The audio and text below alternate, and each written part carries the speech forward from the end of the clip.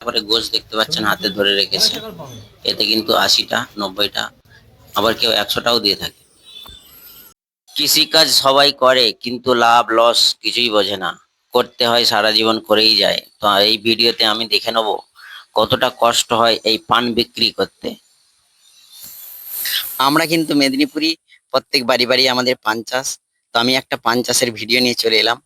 আমি আছি এখন পান বাগানে, আপনাদের দেখাবো পান ভাঙায় কিরকম, পান গোছানো হয় কিরকম, পান বিক্রি করা হয় কিরকম, টোটালি আপনাদের দেখাবো।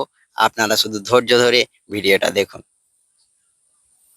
চলুন একটু ভেতরে যাওয়া যাক। আমরা ভেতরে প্রবেশ করলাম, গ্রিন আর গ্রিন। তো আমি এখান থেকে একটা গাছ বেছে নেব।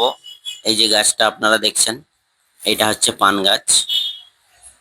এই গাছ থেকে আমি একটা পান ছাড়িয়ে আপনাদের দেখাবো। সবাই কিন্তু পারে না, গাছটা নরম তো ভেঙে ফেলে। তো এটাকে আস্তে করে ভাঙতে হয়, টক করে আওয়াজ হবে, টুক করে ভেঙে যাবে। তো আমি ভেঙে দেখাচ্ছি একটা পান। এই যে পান, এটা ভাঙার পরে এটাকে কিন্তু পুকুরে নিয়ে যেতে হবে, ভালো করে জল দিয়ে ধুতে হবে যেন পরিষ্কার হয়ে যায়। অনেক পান দেখতেই পাচ্ছেন নোংরা, কাদা লেগে আছে, বর্ষাকালে তো বৃষ্টির ফলে কাদা লেগে আছে। আমরা চলে এলাম এবারে পুকুরে।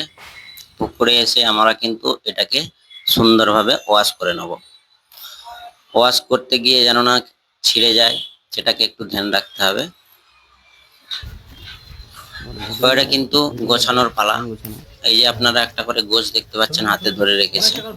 এতে কিন্তু 80টা 90টা আবার কেউ 100টাও দিয়ে থাকে।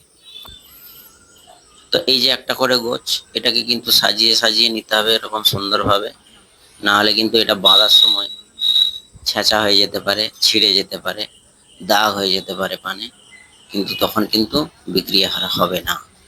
আমাদের বজাটা প্রায় বাঁধা শেষের পথে। এটাকে কিন্তু সবাই বাঁধতে পারে না, কেন পান ছেঁচাছেঁচি ব্যাপার থাকে, ছেঁচে গেলে কিন্তু বিক্রি আর হবে না। তো বন্ধুরা, এতক্ষণ সঙ্গে থাকার জন্য অসংখ্য অসংখ্য ধন্যবাদ। আমাদের কিন্তু বজা রেডি মার্কেটে যাওয়ার জন্য।